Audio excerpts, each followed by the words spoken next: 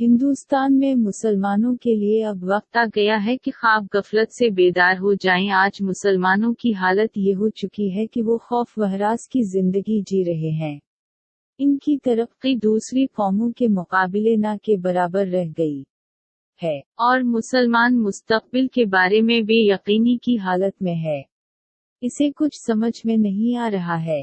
وہ صرف اتنا سوچ رہا ہے کہ اگر بھارتیہ جنتا پارٹی 2024 میں اقتدار میں واپس آ جاتی ہے تو کیا ہوگا، کیا یہ مسلمانوں کے لیے قیامت کا آغاز ہوگا؟ اس طرح کے سوالات مسلمانوں کے درمیان ہر جگہ اٹھائے جا رہے ہیں، چاہے وہ سڑک پر عام مسلمان ہوں یا مسلم دانشوران ہوں، سبھی اس پر بات کر رہے ہیں۔ اگر آپ ان پریشان حال مسلمانوں سے پوچھیں گے کہ کیا وہ شمال مشرق کی ان 3 ریاستوں کے تریپورہ، میگھالیہ اور ناگالینڈ جغرافیہ اور آبادی کے بارے میں معلومات رکھتے ہیں، جہاں حال ہی میں بھارتیہ جنتا پارٹی نے انتخابات میں کامیابی حاصل کی ہے، مجھے امید ہے کہ آپ کو تسلی بخش جواب نہیں ملے گا۔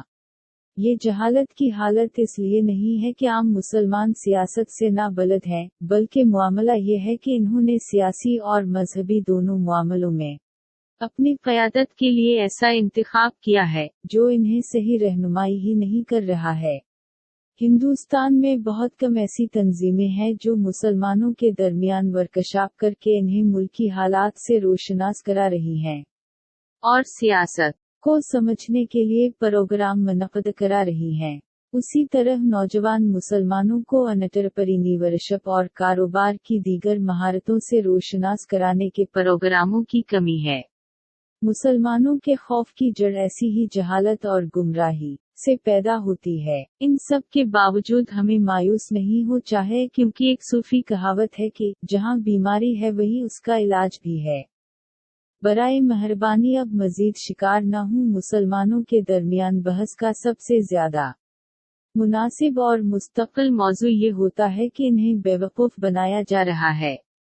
ہمارے کاروبار خطرے میں ہیں، ہمارے ساتھ امتیازی سلوک عروج پر ہے، ہمارا مستقبل تاریک ہے، ہمارا اسلام خطرے میں ہے، اور ایسی ہی بہت سی باتیں جن کی فہرست طویل ہے۔ اکثر ان مباحثوں علامہ اقبال کے مشہور اشعار کا حوالہ دے کر بڑھایا جاتا ہے، جنہوں نے برطانیہ کے بعد کے مسلمانوں کو راہ دکھانے کے لیے بہت سے متفق یا متضاد خیالات پیش کیے ہیں۔ قدیم عربی شاعر ابو العلا الموری پر ان کی نظم کا ایک شعر اس طرح ہے: تقدیر کے قاضی کا یہ فتوی ہے، ازل سے ہے جرم ضعیفی کی سزا مرگ مفاجات، جس کا مطلب یہ ہے کہ سن لو فطرت کا اشارہ، تقدیر کے مفتی کا وہ فتوی ہے جو اس نے ازل سے جاری کیا ہوا ہے کہ ناتوانی اور کمزوری کا انجام موت کے سوا اور کچھ نہیں۔ جو کمزور اور ناتواں ہوتے ہیں وہ طاقتور لوگوں کا شکار بن جاتے ہیں اور دنیا میں ہر طرح کے منصب و اعزاز سے محروم رہ کر اپنی جان گنوا بیٹھتے ہیں۔ اقبال کے مصرے کا مفہوم یہ بھی ہے کہ کمزور ہونا یا محض شکار کی طرح محسوس کرنا، خواہ انسان کے لیے ہو یا برادری کے لیے، موت کا باعث بنتا ہے۔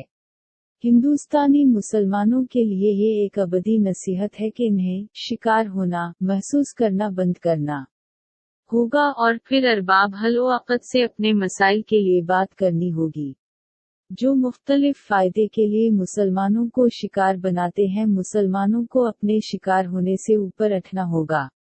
وہ ملک کی دوسری بڑی اکثریت ہیں، ان کی آواز میں اس اعتماد کی عکاسی ہونی چاہیے۔ انہیں جمہوریت میں اپنے حقوق کے لیے آواز کو بلند کر کے رہنا چاہیے۔ کیا صرف مسلمان ہی مسلمانوں کا لیڈر ہوگا؟ نہیں۔ تھنک ٹینک کے سروے کے مطابق ہندوستان کے 90 اضلاع، 100 لوک سبھا حلقوں اور 720 اسمبلی سیٹوں پر مسلمانوں کی موجودگی فیصلہ کن ہے۔ وہ ریاستی سطح پر بھی کافی تعداد میں ہیں۔ اس کے باوجود مسلمان خود کو ستائے ہوئے محسوس کرتے ہیں اور ان کی تمام شکایات برقرار رہتی ہیں۔ 2013 میں یو پی اسمبلی ہاؤس میں 67 ممبر آف لیجسلیٹو اسمبلی تھے جب مظفر نگر فسادات ہوئے اور مسلمانوں کو قتل اور ان کے گھروں سے بے گھر ہونے کا سامنا کرنا پڑا۔ مزید یہ کہ اس وقت کے سب سے مضبوط مسلم رہنما اعظم खान मेरठ मुजफ्फर नगर हलकों के वजीर इंचार्ज थे, लेकिन किसी ने मजबूती से इस पर बात तक नहीं रखी। मुस्लिम अवाम मजहबी और सियासी क़यादत की गिरफ्त में है, लेकिन ये लोग सिर्फ मुसलमानों का शिकार करते हैं। 2014 के लोकसभा इंतखाबात और इसके बाद के असेंबली और 2019 के लोकसभा इंतखाबात में मुस्लिम रहनुमाओं के कहने पर सब कुछ किया, लेकिन नतीजा आज इनकी घबराहट है।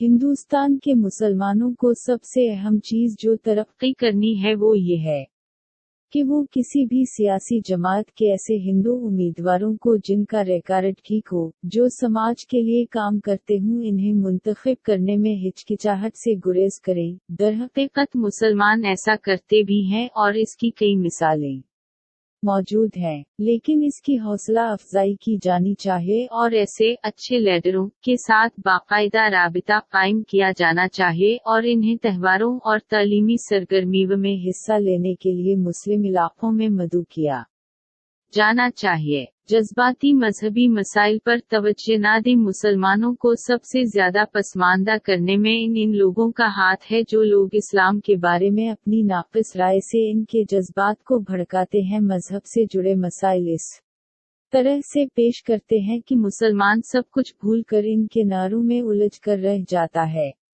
अगर मुल्क में कोई वाक़या पेश आता है तो कुछ नाम निहाद मजहबी रहनुमा, जिनमें से ज्यादातर मौलाना के लक़ब से दाढ़ी वाले होते हैं, स्क्रीन पर जुनून को तेज करने के लिए टेलीविजन पर नजर आते हैं।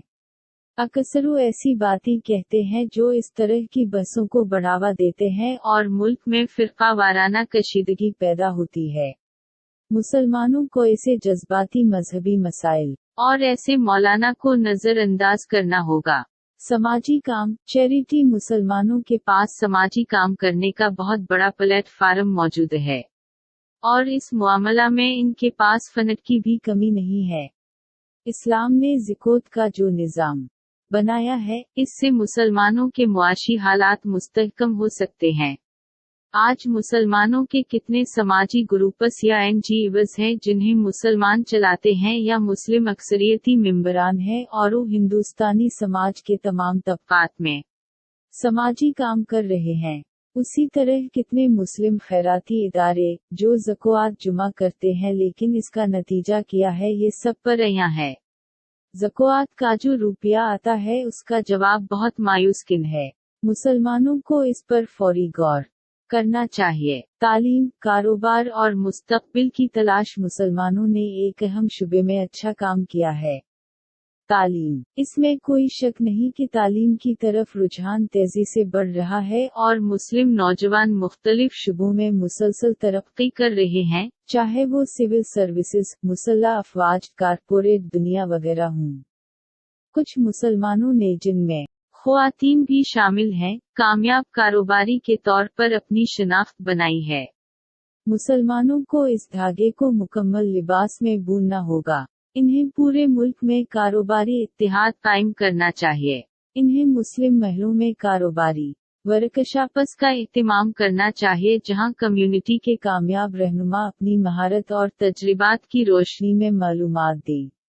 इससे मुल्क के नौजवानों को हौसला मिलेगा और वो अपना खौफ खत्म कर सकेगा और अपना मुस्तकबिल एक मज़ज हिंदुस्तानी जैसा रोशन देख सकेगा।